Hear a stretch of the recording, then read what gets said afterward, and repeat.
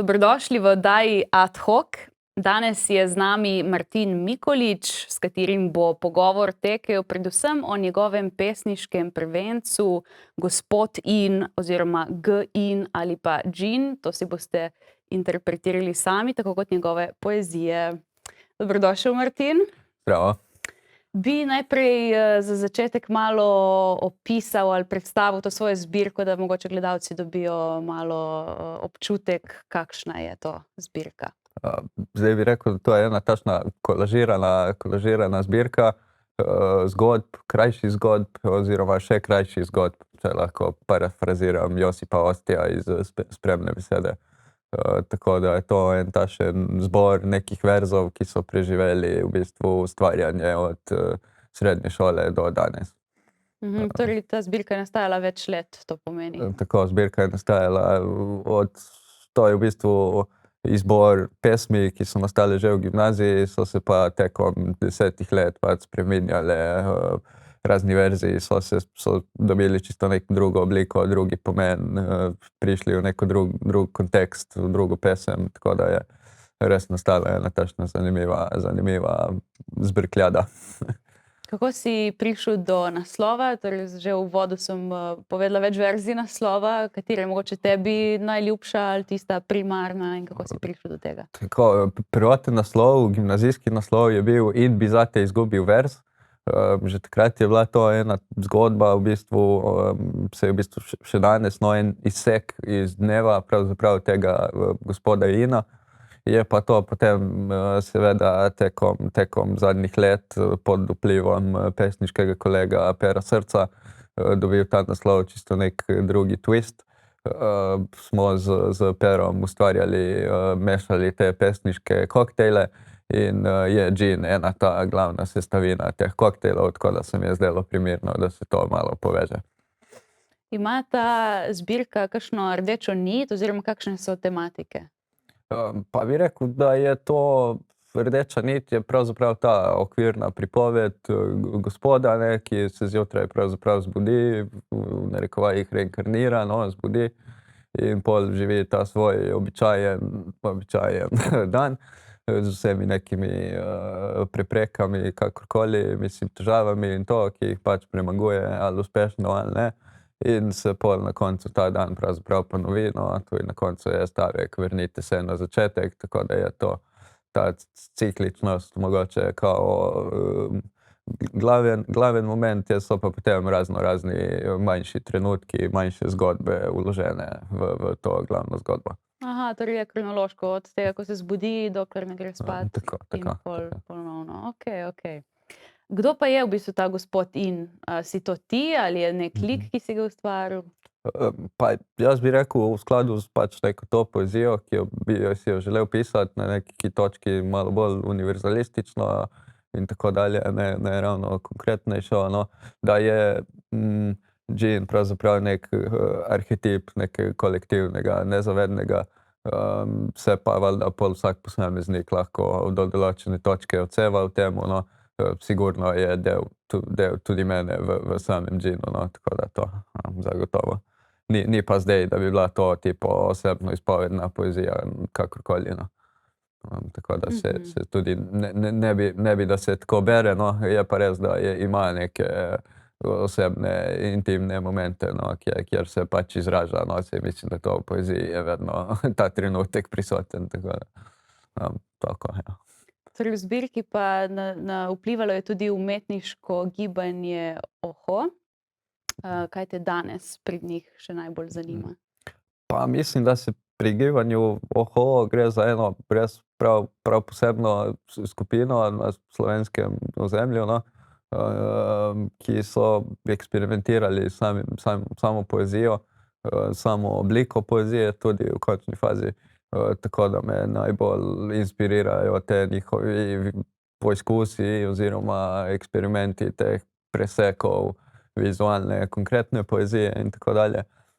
Mi je zelo zanimivo te neki momenti v smislu reči reč in te njihove posebne skovanke, Perica reže, Raci rep, avantgarda in tako dalje. To so res, se mi zdi, ključni momenti v pač slovenski literarni zgodovini In se mi zdi, da tudi dandanes, no, dobivajo še posebej nek močen aktualen pomen, no, ravno zaradi te upornosti in te pokončne drže, igrivosti in pač volje do samega življenja, no.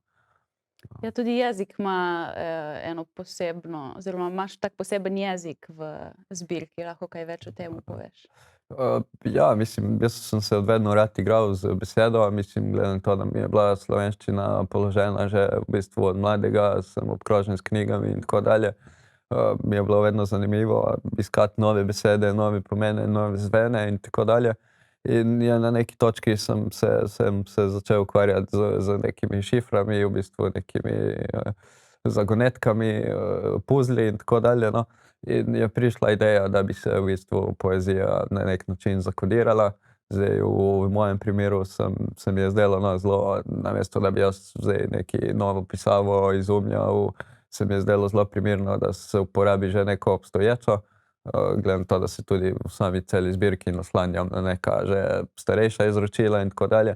In se mi zdi ravno ta prostozidarska latinica, Pig Pen Cipher se mu reče v angleščini, ne, zelo takšen primeren moment, ker nas v bistvu tudi opominja na te neke tudi že stare skrivnosti in tako dalje, in da so to v bistvu skrite vse že vidne vsem na očeh, ampak prav tako pač skrite, dokler se res ne poglobiš, vzameš abecede, ki je tudi priložena zbirki. Lahko se ti zdi, da veš, vidiš, kaj pomeni znak, ampak dokler ga res ne dešifriraš, pač ne moreš biti zares siguren, no. Tako da je, se mi zdi ta moment, no, da doda ta nivo te skrivnostnosti, pa tudi, da v bistvu samega bralca angažira v to, da more se malo poglobiti, malo časa si vzeti in pač razvozlati samo zbirko, sam pomen. Imaš kakšno poezijo, ki ti je najljubša? Pa ne bi ravno zares rekel, da je, ker se mi zdi, da zbirka nastopa kot celota. Se pa recimo, je zato dosti pač res kratkih, enostavčnih pesmic in tako dalje. Je pa recimo ene par tudi takšnih, ki se jih da prebrati, in bom tudi eno zelo staro zdaj prebral, evo, kot naročeno. Super. Tako da. Ja, je tudi taka žepna oblika, da jo lahko vzame človek na poti v službo. Se pa ali oblika, ja, navezuje prav tako kot recimo ta cikličnost, ne, sem hotel to povezati, recimo je to oblika japonskih teh pisem, no, Japanese postcard format, tako da v bistvu so bili v tem formatu tudi prevajani recimo prvi haikuji v slovenskem jeziku in tako dalje. Tako da se tudi z obliko samo nanašam na v bistvu to izročilo, v bistvu azijsko, no, prav tako kot s to reinkarnacijo in tem pač večnim življenjem tega ina, no. Okej. Tako da je to en takšen moment. Zdaj pa to pesem, ki jo včasih berem, tudi naslovljena je včasih, tako da to. Gospod vsakič je vsakič gospod. Gospe nikoli vsakič odpre vrata. Nikoli ga nikoli ne pogleda. Gospod vsakič se vsakič odpravi na sprehod. Včasih pomaha nikoli. Včasih nikoli odmaha. Včasih se nikoli in vsakič tudi poljubita. Hvala ti. Misliš, da poezija lahko danes še spreminja svet ali pa vsaj mogoče način, kako gledamo na svet?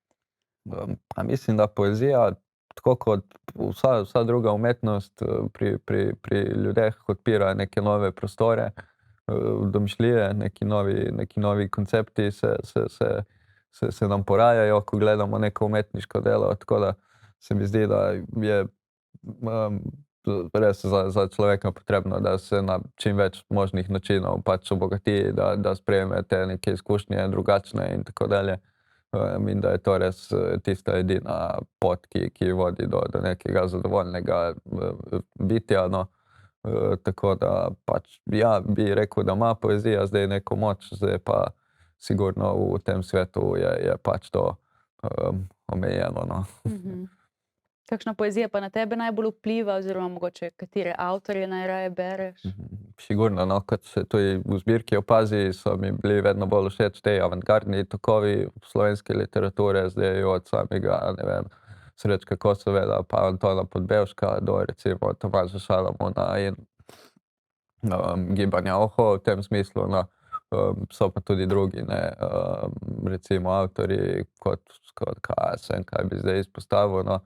Tu je veliko sodobnih mladih soustvarjalcev, no, ki si v bistvu med sabo delimo te neke pesniške izkušnje in se mi zdi res dandanes, da je to v porastu in zelo fajn, no, da se v bistvu toliko mladih s tem ukvarja spet, no.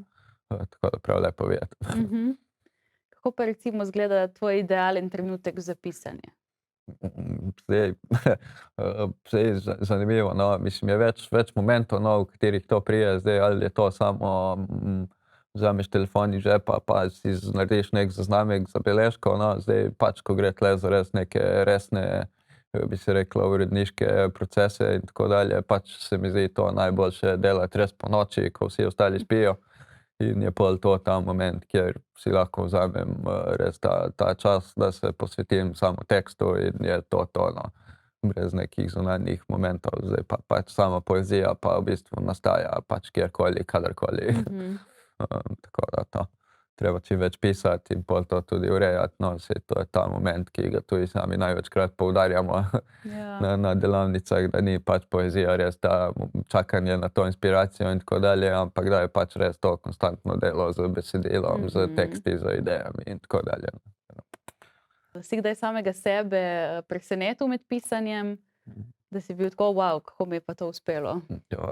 Mislim, ja, valjda, ne, mislim, so neki takšni eureka momenti, se mi zdi pri vseh nekih umetnikih se to ponavlja, ko pač padeš not, ne veš res, kaj delaš in naenkrat pogledaš, no.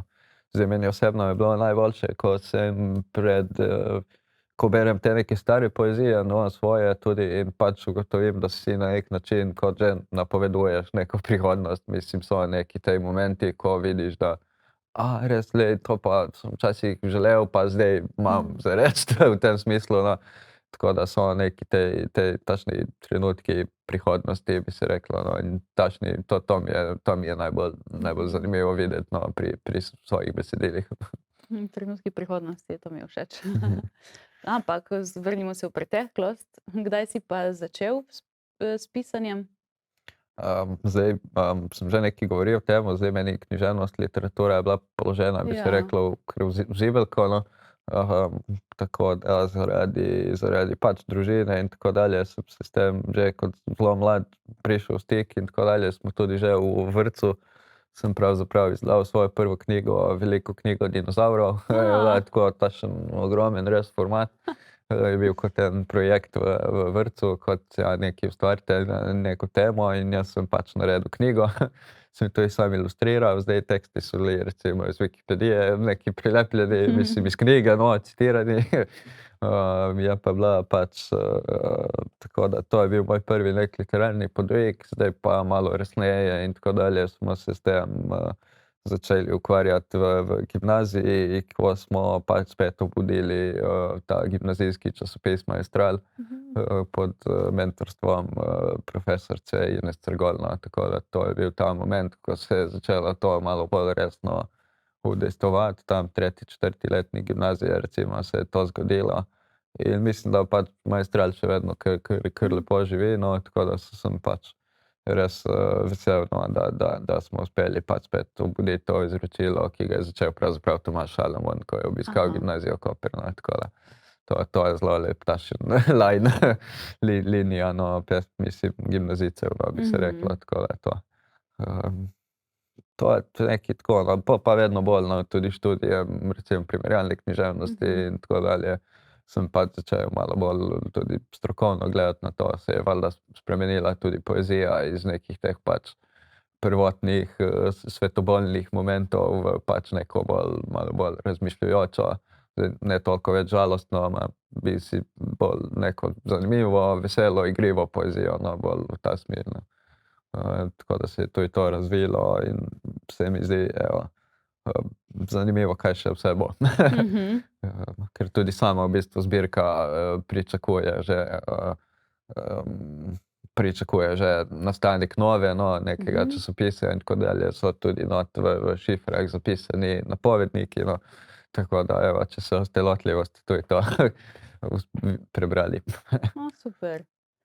In v bistvu si pa napisal tudi še nekatere druge stvari, ne? To je v bistvu tvoj pesniški prvenec, ampak ni to tvoje čisto prvo uradno literarno delo. Zdaj, ja, svojo poezijo sem objavljal tudi na teh raznoraznih spletnih portalih, Lud literatura, zdaj tudi v tiskanih revijah, Apokalipsa in drugih antologijah, tipa Di Boksiga drka na nas in podobno. Smo pa v zadnjih letih z pesniškim kolegom Pero Srcem in pod okriljem Zavoda Trajt, kjer tudi delujem, smo izdali okoli 10 pesniških koktejlov, kjer so objavljene pesmi in verziji vseh sodelujočih, ki smo jih potem v uredniškem odboru mene, Vida Karlovška in pa Nele Pobrežnik tudi pol uredili in izdali, In so to eni takšni zanimivi pesniški poizkusi skupinskega ustvarjanja, pisanja. Smo pa pri Zavodu Trajt tudi izdajali pol pesniške prvence literarnim ustvarjalcem iz slovenske Istre, tako da mladim, ne mladim. S tem se ukvarjamo veliko, tle spodbujamo neko mlado literarno sceno, tako da to se mi zdi tudi, da ni pesnik samo ta nek osamljen lik, ki pač, če mi v sobi piše, ampak da se to dejansko pelje med ljudi, poezijo na ulici, da slišijo pač vsi, kolikor toliko. In se mi zdi ta moment, da se trudimo tudi z vsemi nekimi našimi projekti, z Perom Srcem in tako dalje. Lutamo po teh ulicah naših in tako dalje, tako da se mi zdi to ključno za današnjo poezijo, da ni zaprta v muzejih, kot je rekel že Kosovel, ampak da gre med ljudi. Ja, res je. Tako da to. Imaš še kakšne hobije, ti ostane čas še za kaj, poleg tega Pero Srce, pisanja in tako dalje? Mislim, sigurno, zdaj sem sicer redno zaposlen v knjižnici Koper, tako da poleg tega pa razna umetnost, nisem vezan izključno na poezijo, čeprav je to nek moj primarni, bi se reklo, medij komunikacije, zdaj pa pač se ukvarjam tudi z neko vizualno umetnostjo, vidžejanjem in podobno, Tudi, tako netipičen športnik, bi se reklo, kot z nekim šahom, ping-pongom in tako dalje. So mi to bolj miselni športi, če ostane še kaj časa, pa grem tudi še kaj pogikat, tako da to je to mora biti, Okej. Bi mogoče bralcev dal kakšen nasvet za branje te knjige, kakšno navodilo? Meni osebno ne bi rad to dajal nekih navodil, v smislu, se mi pa zdi en res takšen lušen moment in tudi sam sem si tako na nek način zbirko zamišljal, da bi se posamezna poglavja brala po ujemajočem delu dneva, tako da se v bistvu zbirka prebere v enem dnevu v šusu, pa pač zajtrk, kosilo, siesta, večerja in se pol sklene z epilogom, tako da to, da si nekako sam razdeliš in da živiš z džinom ta dan, se mi zdi ena takšna lepa izkušnja, zdaj pa pač prepuščam posamezniku, saj tudi najboljše vemo, kako se tudi sam loteva poezije, pa kaj pri njemu deluje, tako da to je to. Okej. Kje lahko dobijo zbirko? Zbirko se da naročiti na Zavodu Trajt, kontaktih, na Instagramu, Facebooku se to da naročiti, sicer je pa zdaj že razprodano na tej točki, tako da bo treba počakati na naslednji ponatis, oziroma počakati na drugo knjigo. Tako da pride vse, zdaj pa samo nimamo pa še nekih, smo še toliko mlada založba, da nimamo še nekih prav vzpostavljenih resnih kanalov, tako da dajte nam napisati, pa se bomo vse zbeli. Tako da so pa kontakti, nas se najde vse na spletu, tako da. To pa se obrnite direkt name, tudi z veseljem sem na voljo za kakršnekoli vprašanja, pohvale, kritike, pritožbe in tako dalje. Ok, torej čakamo ponatis in drugo knjigo. Super, ja. Se veselim, to je jaz. Moramo še kaj vedeti o tebi, o zbirki, o tvojih delih?